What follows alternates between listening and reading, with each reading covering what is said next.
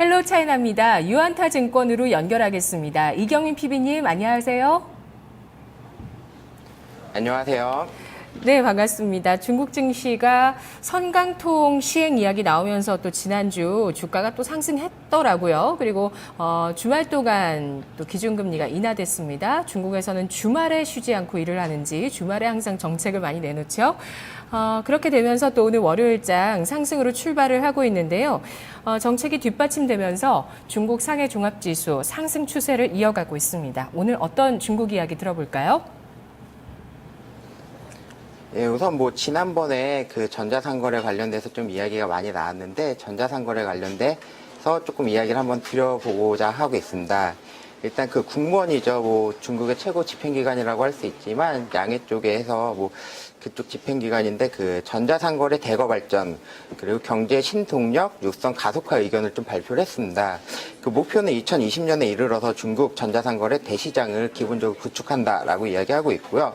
그 전자상거래와 타 산업 간의 심도 깊은 융합을 실현해서 창업을 추진하고 취업을 안정화시키고 민생 개선 서비스를 위한 중요한 플랫폼으로 육성한다고 이런 내용이었었는데요. 이쪽 관련돼서 산업화, 정부화, 도시화, 농업 현대 발전 등에서 좀 관건적으로 역할을 발휘할 거다라고 보여지고 있고요.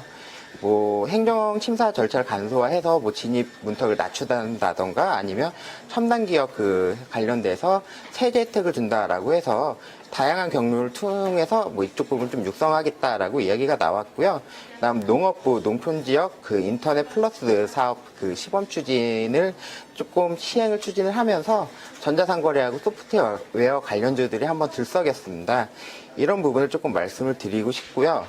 일단 중국의 택배 산업 부분 조금 이야기를 해보고 싶은데요. 2014년 3월에 리커창 총리가 발언했던 그 이야기 중에서 유통 시스템 개혁을 단행해 전국적 시장 통일을 저해하는 요소들을 제거하고 유통 원가를 낮춰서 물류 배송, 그리고 택배업, 온라인 쇼핑 발전을 추진해서 12억 인구가 넘는 12억 인구가 가지는 거대한 소비 잠재력을 활성화시켜야 된다라고 리커창 총리가 이야기를 했거든요.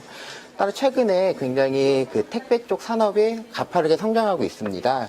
일단 준비한 표를 한번 가져와 봤는데 6년 동안 택배가 한 10배 정도로 증가를 했고요. 미국을 앞서서 작년도 2014년도에는 한 140억 건이 넘어서는 그런 택배 물량을 보여줬습니다. 이런 부분에 있어서는 택배 쪽을 다시 한번 봐야 되지 않을까라고 좀 판단을 들고 있습니다. 네, 그렇군요. 2000년대 IT 버블이 있었는데요. 그때 당시 전 세계에 인터넷망이 깔리게 되면서 새로운 세상이 열렸습니다. 그전에는 안 하던 인터넷으로 TV도 보고 신문도 보고 하는 건데요. 그러면서 많은 기업들이 탄생했는데 그중에서 살아남은 기업이 구글과 아마존이라고 하더라고요. 이 아마존이 또 전자상거래 공룡이잖아요. 유통 공룡인데 중국에서는 알리바바가 성공하게 되면서 중국 넓은 대륙에 이렇게 전자상거래가 보편화되고 있습니다. 이런 부분들 정부에서도 이 분야를 키워서 또 정책을 세우면서 좀 발전시키겠다 하는 방안을 갖고 있는 건데요. 이게 최신 정책이죠. 지난주 금요일에 나온 걸로 아까 앞서서 연구원도 또 얘기를 해주셨는데요. 관련해서 물류 기업을 보자, 전자상거래 기업이 아니라 물류 기업을 보자 이렇게 얘기를 해주셨는데 어떤 기업 가지고 오셨나요? 예, 오늘 말씀드릴 기업은 중해운 항공운수 발전이라고 하는 회사입니다. 택배 기업 중에서는 유일하게 좀 상장이 되어 있고요. 중국 최초로 국제 속달 서비스를 제공하고 있습니다. 35개 정도 지사가 있고요. 80개 사무소, 200여 개의 물류창고, 약 3,000명 정도의 직원이 있고요. 60년 동안 국제 화물 운송을 조금 경험을 했습니다. 그리고 세관하고 굉장히 조금 정통해서 이쪽하고도 좀 많이 친하고요. 최근에 이슈는 네지즈라고 하는 게임 회사가 있는데요. 이쪽에서 해외 직구 사이트를 만들었습니다. 그래서 이쪽에서 같이 출자를 해서 이쪽에 나가기 때문에 네지즈에서 만드는 카울라라고 하는 그쪽 해외 직구 사이트가 잘 되면 잘 될수록 동사의 실적이나 이런 부분이 조금 더 좋아질 수 있다라고 보여지고 있습니다. 이 회사에 재밌는 건 조인트 벤처 회사가 좀 많이 있는데요. 우선 DHL하고 DHL하고 50대 50으로 합작을 해서 중해운도라고 하는 그런 택배 사업을 지금 영위하고 있고요. 전국 중국 6개 지역에서 한 100개 정도의 그 지사가 있고요. 400개 물류센터가 있어서 전국적인 그 네트워크 구축을 통해서 규모 경제를 실현하는 동사의 그 실적에 있어서 가장 큰 영향을 미치고 있는 자회사다라고 보고 있고요.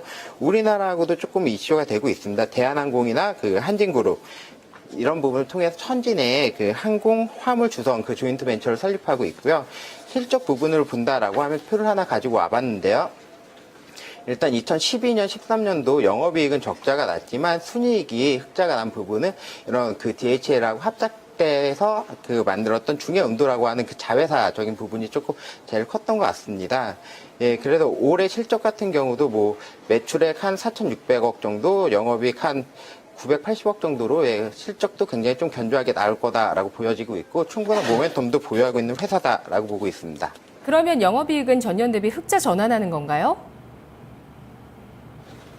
예, 올해는 영업이익 흑자 예상되고 있고요. 사실 영업이익률이 지금 같은 경우는 조금 더 좋지 않을까라고 판단 들고 있습니다. 뭐 기존에 나빴던 부분에 있어서 그런 부분이 해소되고 있다라고 보여지고 있습니다. 네, 지난해 적자에서 올해 흑자로 되는 거죠? 영업이익이요? 예, 영업이익 같은 경우 14년에는 정상화 됐을 거예요. 아, 네. 14년도 제가 네네. 지금 확인을 못 해봤는데 12년도, 13년도만 좀 네네. 적자가 났었고 14년도는 정상화가 됐고 올해는 뭐 더 크게 좀 성장하지 않을까라고 예상되고 있습니다. 네, 실적 턴어라운드 하고 나서 이제 개선세가 지속될 것으로 전망을 해주신 건데요. DHL 이 회사랑 합작을 했다고 하셨는데 그래도 중국 회사인 거죠. 중국 기업도 이런 식으로 많이 하는 것 같아요. 해외의 어떤 뭐 자동차 브랜드도요, 같이 그냥 단독으로 들어오지 못하고 합작해서 중국 기업과 합작해서 들어오게 하는 게 이 내수를 좀 어떻게 방어하기 위한, 지키기 위한 그 정부의 수단이라고 봐야 될까요? 예, 뭐 정확하게 보신 것 같고요. 중국은 기본적으로 사회주의 국가였기 때문에 그 해외 자본의 그 유입을 원천적으로 되지 않았어요. 그렇기 때문에 우리나라에서도 중국에 진출한 기업들은 한 49% 정도 지분을 가지고 합작회사를 많이 합작회사로 많이 진출을 했고요. 중국 같은 경우 그 이쪽 유통 쪽은 그 2005년도에 그런 규제가 많이 풀리긴 했지만 그 뭐 DHL이나 아니면 UPS 같은 그 글로벌 유통업체가 들어가서 하기에는 아직까지 법이나 이런 제재들도 많고 뭐 관시라고 하는 뭐 그런 관행이나 이런 부분이 많기 때문에 중국 회사하고 합작하지 않으면 성공할 수 있는 가능성이 극히 낮다라고 좀 보여지고 있습니다. 그런 부분으로 인해서 뭐 지금 50대 50이나 뭐 49대 51 같은 합작 회사들이 주를 이루고 있는 것들의 배경이 되는 것 같습니다. 네, 그런 식으로 하면서 그 중국 내 산업도 같이 키우면서 조금씩 빗장을 해외 기업에 열고 있는 중국의 모습인데요. 상장돼 있는 택배 업체가 유일하다 이렇게 얘기해 주셔서 상당히 이게 좀 매력적이겠다는 생각이 들었고요. 물류 업체들 우리나라 같은 경우도 지난해 CJ 대한통운이 100% 가까이 시세가 나왔어요. 그런 역직구나 직구에 대한 어떤 성장 스토리가 만들어져 나가고 있는데 국내 주식과 비교했을 때 어떤 게 더 매력적일지 또 흥미로운 비교가 될 것 같습니다. 예, 우선 뭐 국내 기업하고 14년 기준으로 말씀을 드린다라고 하면 한 시가총액은 약 한 대한통운 대비해서는 조금 차이가 많이 나고 있죠. 대한통운 한 4조 정도 나오고 있는데 통기업은 잠시만요. 거의 한 300통 기업은 예, 대한통운만큼 안 나오네. 한 3조 정도 나오고 있고요. 다음 매출액 성장률이 한 6% 정도 나오고 있습니다. 뭐 이쪽 부분은 13년도, 14년도에 좀 매출액이 좀 늘지 못했던 그런 부분이 있었는데 지금은 다시 회복할 거다라고 보고 있고요. 대한통운 같은 경우는 한 19% 정도로 좀 세게 나왔었죠. 하지만 영업이익률에서 굉장히 좀 큰 차이가 나고 있습니다. 그 2014년 기준으로 해서 한 16% 정도 나왔고요. 뭐 우리나라 기업 중에서 영업이익률 두 자릿수 이상 나오는 회사들이 좀 많이 없거든요. 예, 그래서 동사 같은 경우는 영업이익률이 한 15.8%로 뭐 국내 기업을 좀 압도하고 있다라고 보고 있습니다. PER 기준으로 해서도 뭐 대한통운 좀 최근에 많이 올라서 뭐 좀 퍼가 높아진 그런 부분이 있는데요. PER 기준으로 봤을 때 뭐 중요한 항공운수 발전 뭐 조금 올랐다고 하더라도 지금 한 24배 정도로 뭐 CJ 대한통운이나 한진에 비해서는 굉장히 좀 밸류적인 매력이 있다라고 보여지고 있습니다. 네, 그래서 그런 얘기도 있다고 해요.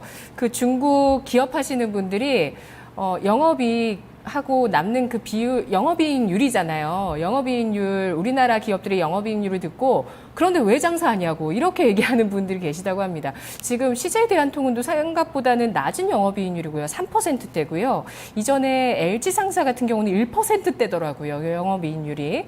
그런데 비해서 오늘 또 보는 중해운항공 운수발전, 이 기업은 15%대 영업이익률을 보여줍니다. 주가가 많이 올랐을 것 같아요. 어떤 투자 포인트와 전략이 있는지 마지막으로 정리해보죠. 예, 뭐 영업이익률 같은 경우는 우리나라 아무래도 좀 대기업에 많이 종속이 되어 있어서 좀 밀어주느라고 그런 부분도 있고, 좀 산업적인 구조 자체가 뭐 영업이익률이 좀 많이 나올 수 없는 그 산업의 상습적인 단계를 들어갔다라고 보여지고 있고요. 중국은 아직 태동하는 시장이기 때문에 매출액과 영업이익률이 두 자릿수 이상 나오는 기업들이 더 많고 앞으로 더 많아질 거다라고 전망이 들어서 중국 쪽이 조금 더 좋지 않을까라고 판단하고 있습니다. 뭐 동사 같은 경우는 뭐 전자상거래 발전에서 당연히 따라오는 저 물류 쪽, 이쪽에 혁신을 이룰 수 있는 기업이다라고 보고 있습니다. 중국에서 뭐 많이 난립해 있는 그 기업들이 많기 때문에 뭐 태양광이나 아니면 철강이나 이쪽에서 구조조정을 좀 지속적으로 단행을 해왔는데요. 뭐 이쪽 물류 쪽에서도 구조조정이 당연히 있지 않을까라고 판단을 들고 있고, 업계 1위인 이 동사의 같은 경우는 경쟁력이 더 세질 거다라고 보고 있습니다. 일단 매수가는 한 27위안 정도가 좀 적정할 것 같습니다. 최근에 좀 많이 상승을 했다가 이제 조금 조정받고 있는 그런 모습을 보여주고 있는데요. 지금 주봉상 놓고 본다라고 하면 그 채널권 중심 정도에 도달해 있습니다. 그래서 지금 매수하기에는 뭐 부담되거나 이런 부분 좀 아니다라고 판단은 들고 있고요. 그 일봉상으로 거래량을 수반하면서 21일선 강하게 돌파한다라고 놓고 보면 한 34위안 정도, 예, 충분히 도달할 수 있을 것 같습니다. 다만 그 채널권 하단에 도달하는 한 24위안 정도 되면, 예, 손절을 하는 게 좋을 것 같습니다. 네, 알겠습니다. 잘 들었습니다, 피비님.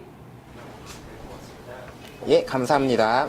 네, 고맙습니다. 지난주 주 후반에 중국 국무원에서 전자상거래 대거 발전 방안이 발표됐습니다. 이와 관련해서 중국의 물류 사업 쪽의 성장성, 직구와 역직구, 우리나라뿐만 아니라 중국에서도 메가 트렌드로 부각을 하고 있고요. 전 세계적인 사실 메가 트렌드인데요. 특히 넓은 대륙 내의 물류 사업에 집중을 하고 있는 업계 1위 업체 중해운항공 운수발전, 오늘 헬로차이나에서 알아봤습니다.